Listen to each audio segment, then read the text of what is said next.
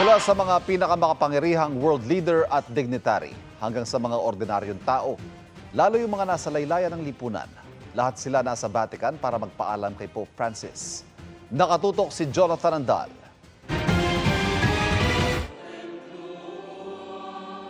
Nakita sa funeral mass ni Pope Francis ang pambihirang pagkakataong magsama-sama ang ilang matataas na lider sa mundo. Si Pangulong Bongbong Marcos nakasama si First Lady Liza Araneta Marcos, sinabing ang kanilang pagpunta ay pagpapakita ng lubos na paggalang sa Santo Papang minahal ng milyon-milyon.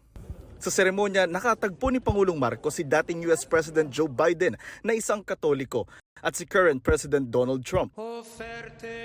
Sa bahagi ng misa, napalitan ng pagbati ng kapayapaan nakipagkamay sina President Trump at First Lady Melania sa iba pang dumalong world leader gaya ni na King Felipe ng Espanya at French President Emmanuel Macron.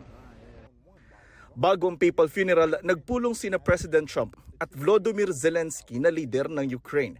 Ayon sa Ukraine Presidential Press Service, naging produktibo ang halos 15 minutong pag-uusap nila. Kaiba ito sa sagutan at sigawan nila sa White House noong Pebrero. Pero bukod sa mga world leader at dignitary mula sa mahigit 100 bansa na dumalo, halos lahat ng mahigit 200,000 nasa funeral mass, tagasunod at nagmamahal sa Santo Papa. Bukod sa mga obispo at pari, naroon para magpaalam ang mga nasa laylayan ng lipunan na malapit sa puso ng Santo Papa. Hawak ang mga puting rosas, isang grupo na kumakatawan sa mga walang tirahan, migrante, bilanggo at transgender community ang taimtim na pinanood ang paghahatid kay Pope Francis sa St. Mary Major Basilica sa piling ng pinipintuhong Birheng Maria. Para sa GMA Integrated News, Jonathan Andal, nakatutok 24 oras.